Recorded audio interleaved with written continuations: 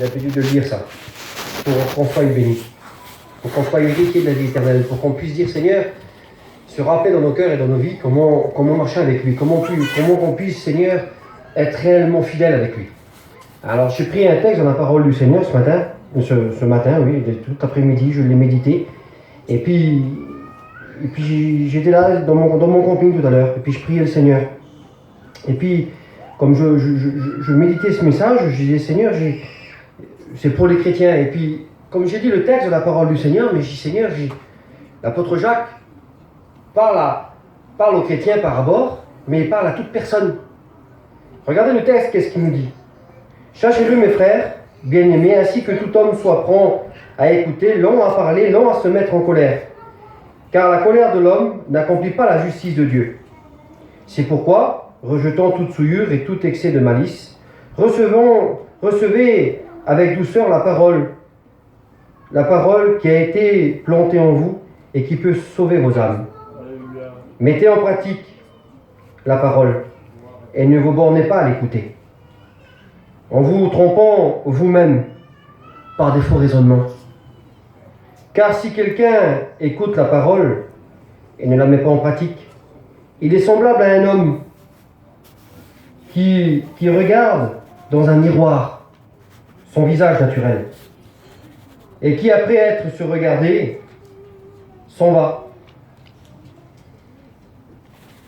et oublie aussitôt comme il est. Mais celui qui aura plongé les regards dans la loi parfaite, la loi de la liberté, et qui aura persévéré, n'étant pas un auditeur oublieux, mais se mettant à l'œuvre, celui-là sera heureux dans son activité. Jacques 1, 19, je lis. Et le texte nous parle là que, au premier il parle, cherchez-le mes frères. Et après il dit, ainsi que tout homme soit prompt à écouter. Ça veut dire que ce soit les chrétiens, ou les personnes qui n'ont pas encore rencontré Jésus. Les personnes qui sont là dans ce lieu ce soir, et puis qui disent, Seigneur, est-ce que réellement, comment que Seigneur, que je peux être sauvé? Parce que la Bible nous mentionne, Ecclésiaste 3:11, nous mentionne que Dieu, à la création de l'homme, vous le lirez, Ecclésiaste, après les Proverbes, Ecclésiaste 3:11, Dieu, à la création de l'homme, il a mis la pensée de l'éternité. Comme Dieu a créé l'homme, dès qu'il a créé l'homme, il l'a formé, il l'a tiré de la terre. Dieu a mis dans son cœur la pensée d'éternité. Alors nous sommes là ce soir dans la réunion. Et puis on se dit, Seigneur, on est là et puis tu le sais qu'il y a deux endroits où passer l'éternité. Peu importe que tu veux le faire voir, peu importe que tu ne veux pas le faire voir, peu importe que tu te dis dans ton cœur, je crois, peu importe que tu dis, tu ne crois pas. Mais dans ton cœur, réel, comme tu es tout seul, comme la Bible nous montre là, comme tu es tout seul, tu sais qu'un jour, tu dois comparaître devant Dieu. Tu dois quitter cette terre. Tu es sûr d'être venu au monde, il n'y a aucun problème, parce que tu marches dans la vie, tu as commencé à vivre ta vie, il n'y a aucun problème. Mais tu sais qu'un jour, tu dois quitter cette terre. Le prix de tout homme sur la terre doit quitter cette terre et rentrer par la mort. Tout homme doit mourir. La Bible nous dit, Hébreux 9 au verset 27, il est réservé à l'homme de mourir une seule fois. Et après quoi vient le jugement? Ce soir, on est là dans la réunion, et puis je voudrais, Seigneur Jésus-Christ, que tu te regardes réellement dans le miroir de l'évangile. Je voudrais que ce soir, et puis je réfléchissais dans mon camping tout à l'heure, et puis je disais, Seigneur, quelle vérité? Qu'on soit chrétien ou qu'on soit inconverti. La parole du Seigneur, elle est pour chacun d'entre nous ce soir. Qu'on soit chrétien ou inconverti, comme on se regarde dans un miroir, ben, si on est chrétien, ben, on regarde un chrétien. Si on est chrétien, on regarde le reflet, c'est nous, c'est le chrétien. Mais si c'est un inconverti, eh ben, le miroir reflètera aussi un inconverti. Si c'est qui que ce soit, le miroir reflète ça qui est en face. Et ce soir, on est là dans la réunion. Vous êtes en face de moi. Et vous êtes en face de la parole du Seigneur. Et à qui je parle à des personnes qui ont besoin, certains, de rencontrer Jésus. Mais je parle aussi à des personnes ce soir qui ont besoin, peut-être même qui s'appellent chrétiens, de changer de vie. Le miroir de l'évangile est devant nous ce soir. Amen. Elle est là pour nous instruire, pour nous diriger, pour nous mettre sur un chemin qu'on doit suivre pour être héritier du royaume des cieux. Amen. Que ce soir, on n'est pas là pour dire, Seigneur, je pars chez moi, et puis comme il a dit Bondino, la réunion était bonne, la réunion était belle, peu importe que vous le dites ça. Mais je voudrais même pas que vous le dites.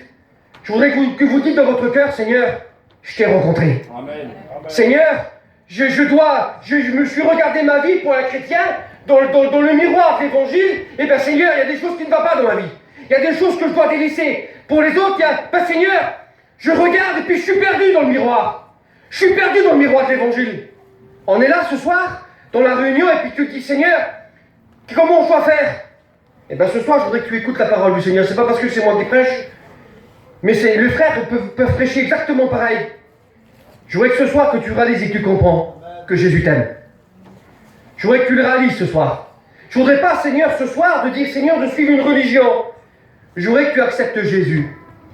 Je voudrais que toi qui es là, je voudrais que tu acceptes la parole du Seigneur, que tu changes de vie, que tu changes de conduite, que tu changes, que tu te dis, Seigneur, j'ai besoin de ta grâce. Amen. Vous savez, il m'est arrivé quelques expériences avant de rentrer dans le message.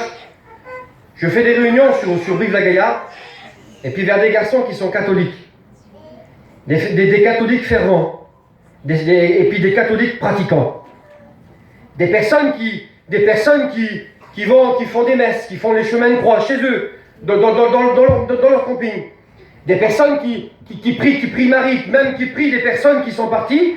Ben, le garçon que je vais vous raconter cette petite expérience, il y a son père qui est mort. Et puis son père, avec un curé, il a déclaré saint. Alors il a la photo de son père avec la Sainte Vierge qui est là, dans sa maison, la maison de sa mère, et puis il rentre et puis il prie leur père. Il prie les morts. Ça c'est les catholiques qui font ça. C'est la religion qui fait ça. Et puis un jour, je vais vers lui, parce qu'en fait, il y a des reins tout collés, pour l'inviter à venir à la réunion. Et la femme, elle est rebelle. La femme, elle ne veut pas comprendre, elle. Alors, tellement que ses enfants, ils ont venu à la réunion, et puis qu'un de ces garçons a fait présenter ses enfants à Dieu. Elle a fait sortir ses enfants de son terrain, elle ne leur parle plus à l'heure d'aujourd'hui. Vous voyez que c'est tellement ancré dans une religion. Et là, j'étais là, je parlais, et puis le garçon, il était là, et puis il voulait un peu me chicaner. Et puis il voulait un peu me parler un peu bref. J'étais dans son chalet, et puis je parlais des choses du Seigneur, et puis il me parle du purgatoire, et puis il me parle des saints. Et puis moi, j'avais pas ma Bible sur moi. J'avais pas ma Bible. Et puis on parlait des choses de Dieu. J'ai dit clairement, j'ai pas voulu le vexer. J'ai dit, les saints, ça n'existe pas. C'est pas marqué dans la Bible, on ne doit pas les prier. Et puis le purgatoire n'existe pas, c'est même pas marqué dans la Bible. Et puis le garçon qui était là, oui, mais ta Bible, elle n'en parle pas, mais la mienne, elle en parle. Ben j'écoute, j'ai pas ma Bible, moi, à l'heure d'aujourd'hui. Mais par contre, tu as la tienne chez toi. Et ben je voudrais que tu me prends ta Bible, la parole du Seigneur, c'est celle qu'on a là. C'est exactement la même. Je voudrais que tu la prends, ta Bible là, et puis je vais te donner les commandements de Dieu. Je vais te donner les commandements que Dieu a donné à Moïse, Exode 20. Et puis je voudrais que toi tu lis, pas moi. Je voudrais que toi tu lis Exode 20. Exode 20 chapitre 20 et verset 2. Que là l'Éternel dit, tu n'auras pas d'image taillée sur la terre, sur le ciel, sur la mer. Tu n'adoreras pas notre Dieu que l'Éternel, l'unique. Et ce garçon il était là, et puis j'ai dit, alors tu écoutes tes paroles que tu lis? Il me dit oui. Alors maintenant, à l'heure d'aujourd'hui, si tu veux te mettre en colère sur quelqu'un, mets-toi en colère avec la parole du Seigneur. La parole du Seigneur est un miroir. La parole de Dieu est un miroir. Ce garçon, il ne pouvait plus rien dire. Parce que la Bible qu'il avait, il la lisait, mais il n'avait jamais lu ce texte. Il était devant le miroir de l'Évangile. Il était devant le miroir de la vérité. Il voyait réellement son visage naturel. Qu'est-ce qu'il croyait? C'était pas vrai. Alors là, il était éclairé, là. Il avait des choses qui n'allaient pas. Il ne pouvait plus parler. On est là ce soir. Je voudrais que tu réalises et que tu comprends.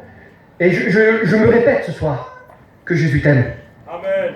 Que Jésus t'aime. Jésus-Christ veut te sauver. Amen. Jésus a monté sur le bois de la croix pour que tu sois sauvé. Il n'est pas le sacrifice de Jésus pour les personnes qui ne comprennent pas, pour les personnes qui ne croient pas. Mais j'en ai la certitude dans mon cœur. Tu crois en Jésus. Amen.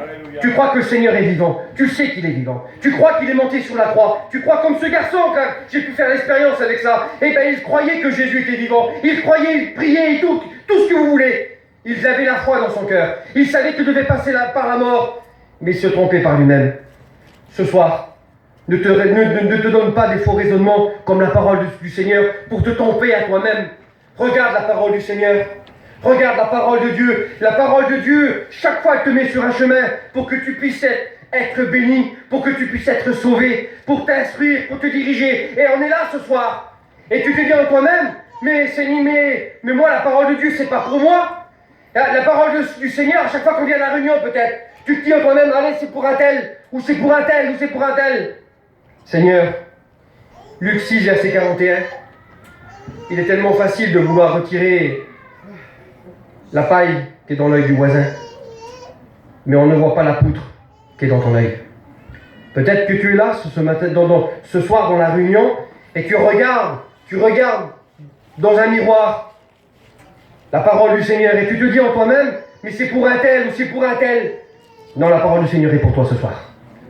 Et la poutre qui est dans ton œil t'empêche de voir la bénédiction. Avant de retirer, de regarder dans la vie d'un autre, avant de retirer dans la vie du voisin, où tu te dis en toi-même, mais moi l'évangile c'est pas pour moi, l'évangile c'est pour lui, ou Dieu c'est pour lui, ou Dieu c'est pour un tel, ou Dieu c'est... Des noms, on va l'en trouver. Jésus est venu sur la terre pour que tu sois sauvé. Amen. Jean 3,16, car Dieu a tant aimé le monde, tu connais ce texte, il a donné son Fils pour que toi ce soir, moi, toi, tout le monde qui est là, que tu sois sauvé, que tu sois héritier de la vie éternelle. Ce soir, je voudrais que tu regardes, ce soir, tout simplement, ton visage. Je voudrais que tu regardes ton visage spirituel. Comment tu es avec le Seigneur? Comment tu peux recevoir ce soir la grâce et la bénédiction de Dieu en travers Jésus-Christ? J'ai pris un homme dans la parole du Seigneur. Un homme qu'au fil des années, je ne voudrais pas trop m'étendre, trop parler ce soir, mais je suis obligé de parler de quelques points de la parole du Seigneur. Amen. Parce que la Bible dit que la foi vient de ce qu'on entend. Et ça qu'on entend vient de la parole du Seigneur. Amen. Les écrits de la parole du Seigneur nous font montrer des exemples d'hommes. Des hommes peut-être intouchables aux yeux du monde. Mais comme un jour ils ont regardé devant la vérité de l'Évangile, devant la vérité de la parole du Seigneur, devant la parole de Dieu, et que c'est un miroir et qu'ils voyaient leur visage naturel, ces hommes-là ont été mis à terre. Ces hommes-là n'ont plus rien pu faire. Comme ils ont vu la puissance de Dieu et l'autorité de Dieu que Dieu pouvait avoir, c'est ces hommes-là, les exemples que j'ai pris là, et qu'ils voyaient leur état, qu'ils disaient qu'ils n'étaient pas bien, qu'ils disaient que sans Dieu et sans Jésus, qu'ils ne pouvaient rien faire, qu'ils avaient parti dans un chemin différent de la bénédiction. La Bible nous fait montrer que ces hommes-là ont été un cœur humilié, un cœur qui avait besoin de Dieu, qui avait besoin de rencontrer Dieu. J'ai pris un homme, ça se trouve dans 1 Samuel. 1 Samuel 15, chapitre 15 et verset 22. Cet homme, c'est le roi Saül. Peut-être qu'on est là ce soir. Vous allez dire, ça c'est dans l'Ancien Testament, il n'y a aucun problème. Mais le roi Saül, c'est un homme qui a été béni par Dieu. C'est un homme qui a été choisi par Dieu. Et la Bible nous fait montrer, je ne vais pas lire le verset, dans 1 Samuel 15, au chapitre 15, même l'Éternel parle à Samuel et lui dit, c'est moi qui l'ai oint. Et même après l'Éternel dit, mais je regrette d'avoir oint le roi Saül. Parce que la Bible nous fait montrer que le roi Saül devait aller combattre une grande armée. Et il devait aller combattre, et puis Dieu lui demande comme il rentre dans cette ville, que dans cette ville, il sera victorieux, mais dans un but, en deux mots.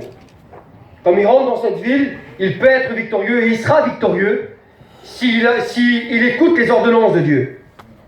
La Bible nous fait montrer que le roi Saül va, et puis il y avait les Amalécites qui étaient là-bas, il devait les mettre à mort, et puis la Bible nous fait montrer que l'Éternel parla à Samuel, et puis il dit, tu vas vers Saül, et tu lui ordonneras les ordonnances. Et ce soir, on est là dans la parole, on est là dans la réunion, et les ordonnances t'est données pour que tu sois béni. Les ordonnances t'est données, exactement pareil, le Saint-Esprit parle dans ton cœur, les ordonnances t'est données pour que tu puisses être héritier de la vie éternelle. Et la Bible nous fait montrer que là, le roi Saül, il va, et Samuel parle au roi Saül, et lui dit, tu iras dans cette ville là-bas, et dans cette ville, je veux que tout ce que tu prends, tout ce que tu seras vaincu, tu seras vainqueur en deux mots, mais tout ce que tu auras dans cette ville doit passer par le feu et par l'épée. Tous les animaux, les personnes, tous doivent passer par l'épée et par le feu. Et la Bible nous fait montrer que le roi Saül dit à Samuel, c'était un envoyé de Dieu, il dit, oui, je vais le faire. Oui, je vais faire, Samuel. Je vais faire qu'est-ce que Dieu me demande de faire. Peut-être que tu es là, mais qu'est-ce que tu attends de faire, qu'est-ce que Dieu te demande de faire? Qu'est-ce que tu attends ce soir? Peut-être que tu te le dis de tes lèvres. Peut-être de tes lèvres, tu te dis en toi-même, je crois au Seigneur Jésus. De tes lèvres, tu fais exactement pareil que Saül. Saül disait à Samuel, oui, je vais le faire. Il disait, oui, je vais faire ce que tu dis, Samuel, parce que je veux pas que l'Éternel, en 2 mots, m'en veut. Je veux faire ce que les ordres de l'Éternel. Mais comme Saül va dans la ville, et dans la ville, il y avait des belles choses. Dans la ville, il y avait de l'or, il y avait de l'argent, il y avait des beaux bœufs, il y avait des belles brebis. Et puis, le roi Saül, comme il rentre et puis qu'il est victorieux, l'Éternel lui avait dit, tout sera voué par interdit, tu dois tout détruire. Tu dois rien prendre, rien doit rester. Et la Bible nous fait montrer qu'il y avait des belles choses dans cette ville. Mais le roi Saül, c'était un homme malin.